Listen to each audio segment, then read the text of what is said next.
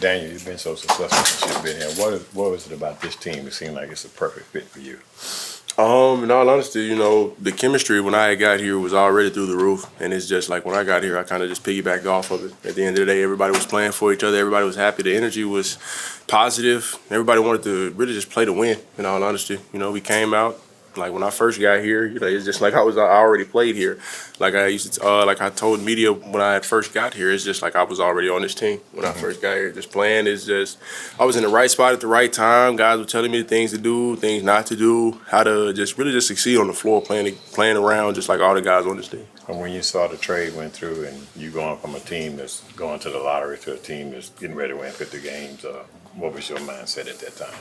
I mean, it was one door closed and another door open for me. It was another opportunity for me to get better just throughout just like my career. And it's just something that I really just, hold my head up high on, because at the end of the day, this is a business.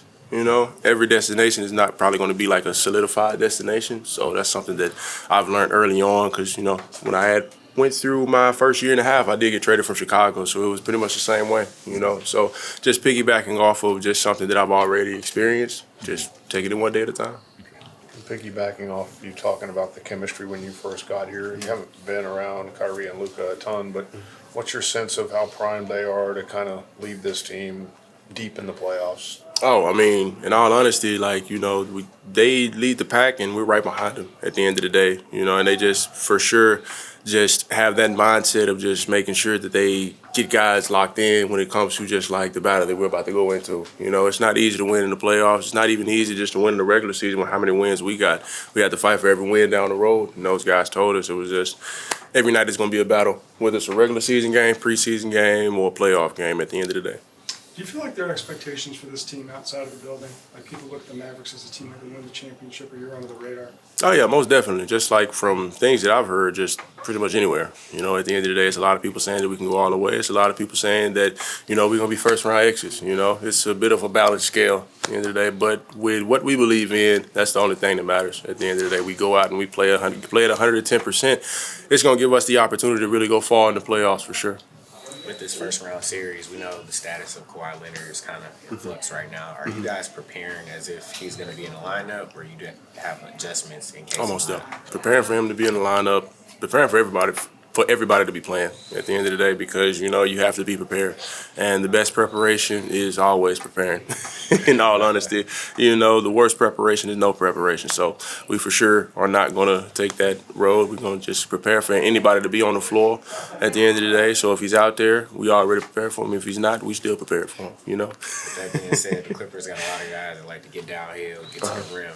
With you being rim protector that you are, I guess how does that impact your defensive mindset going into this series? It really just gives me the motivation to just go out and just do my job at an elite level, just to be the best that I can be at any given standpoint when it comes to possession game, night in, night out, just being there for my teammates on the back end, trying to anchor the defense, and just being the loudest guy out there, trying to make sure everybody knows where to be, knows where screens are coming from, man, just pretty much knowing just, you got somebody back here that's going to keep you protected at the end of the day, just in case if something breaks down on the front lines. Between the two teams, there's 6 guys that are probably locks for the Hall of Fame. Do you think that star power will elevate this series in any way in terms of performance and or visibility? In my opinion, yes. At the end of the day, like what I've been told, the last 5 years, they've played them in the first rounds, like 3 of those years, right? That's insane. So just thinking on that, there's going to be a lot of energy and there's going to be a lot of hype around this, first round for sure when it comes to these two teams going against each other. What's allowed this team to have success on the road? Just staying locked in, having positivity, and just knowing it's not going to be easy to win on the road for sure. At the end of the day, it's like Kyrie had said early on in the season when we had kind of like went through that slump. He was saying we got a target on our backs. At the end of the day, everybody's going to come out and give us their best game. And that's what they were doing, especially at the time when we were losing games when I had first got here. It's just everybody was coming out and just giving us their best basketball, and we weren't adjusting to it. So, once we found ways to kind of like come together and build that, I would say, positive chemistry as a team, it's something that helped us out for sure. What was the turning point in that early March period, do you think? I would say, I can't remember what loss it was. I think it was after the one we had at home before we went on the road. We just kind of, came together, talked to each other, spent some time with each other, and just kind of, hashed it out and just figured out ways to just talk to each other at the end of the day. In this league, it's a lot of times where it's a lot of guys, you got leaders, you got vets, and then you got, the guys that are under the vets. At the end of the day, it's a lot of people that don't really want to talk to each other, and that's just because of just like how life is. It's all about how you react. It's all about how you approach someone, and figuring out ways to do that the right way helps the team kind of really just progress and take that step forward, and that's exactly what we did. Since you've been mentioning the same sons with Wilt Chamberlain, since you've been mentioning the same sons with Wilt Chamberlain a lot of times this season, what can you do to take your game to another level against the Clippers? Really just stay patient, in all honesty, and just keep doing what I've been doing, but do it to pretty much be better than the day before, and just put 1 foot ahead of each other and just take it one step at a time, for sure. Daniel, you mentioned how this, at the end of the day, this is a business, this league is a business. When you learned that lesson, did that change how you kind of saw the league or approached even your game? It most definitely helped me just like really humble myself, in all honesty. I mean, I'm in a league with a lot of talented guys. At the end of the day, I'm not the best out there. So when it comes to that, one of the jobs that I knew I was going to have to do, I was going to have to work day in, day out, no matter where I was, no matter who I was playing with, no matter what team I was on.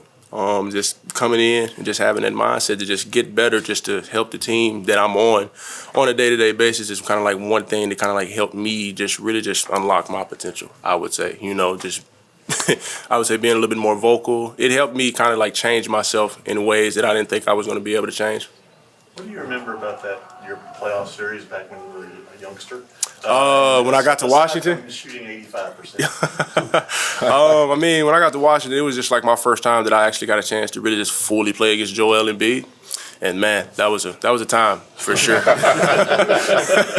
was a time for sure. It's just that, but like for sure, that one series, that alone for like helped me mentally lock into just like how I wanted to just like prepare for the game, prepare mentally, physically, emotionally, everything when it came to just like off the floor and on the floor. So I had to kind of like split that into two and just figure out ways to help me kind of like progress my game and just progress myself to be able to come out and just withstand, playing against some of these big guys in the league. You got the Joels, the Jokic's, at the end of the day, at some point in time, you're going to get pushed around. There's going to be some point in time you get frustrated because, you want to, do your best to play against the best, but sometimes the upper hand is always the upper hand. Daniel, So what's you're it been saying like you playing outplayed for Coach Kidd so far? What's it been like playing for Coach Kidd so far? Oh, it's great. He, of course, one of the best in the league when he had played, and just really just implementing just kind of like some of his knowledge into the game and some of the things that we want to do here is just something that, I'm really inspired by because of just, what he did in the league for sure. And he's just taking like the stuff that he learned, the stuff that he did and the stuff that he was around, he's implemented it just like how he wants to coach. And I just see it day in, day out. He's a real down-to-earth coach. He's real humble. And for sure, when he needs to get on your tail, he'll do that too. The defensive numbers for the team, the improvement coincides pretty closely with the trades for you and PJ. When you boil it down, what do you think those trades for the two of you brought? How did they help this team, do you think? In all honesty, it just brought two pieces that, I mean, you can even ask guys on the team that they said that they needed at the end of the day, and just with like just some of the staff and stuff, they were saying like throughout my pre-draft and stuff like that, they were saying they always had, of course, eyes on me at the end of the day. I didn't know where I was going when I came out my second year, and they were just telling me stories of just like how the pre-draft and stuff went. I was like, yeah, it sounds like I could have been here my first year, So just, looking back at that, it's just something that, I always hold dear, and just having both of us come in pretty much at the right time is just something that just kind of like helped us boost our potential and just put us in the right spot at the right time, in all honesty. That series against Embiid, you said that's time. Where in that process did you accept that you could have done everything right as a defender and he still might score against anybody? Yeah, I think it was maybe I don't know if it was the first game or the second game. He had a jump shot over me. It was like a fadeaway. And I was like, so this is the ball. My hand was like there, and he still made it, Like, for sure, 100% thought I would block the shot. And I looked back, and the ball was going through the hoop. That's why I was like, oh, yeah, this is insane. Just, some of the shots that he made that series was crazy. And it's just, it was a learning period for me because I was trying to find ways to just put myself in position not to really just be in foul trouble so much. I was playing against a guy that was really, really good at drawing fouls at the end of the day. So it's just like, okay, this is a learning point for me. Now I have to really just, learn how to move my puppies at the end of the day. How much of your aggressiveness is helped by the fact that that Derek's back behind you and that you have 6 fouls?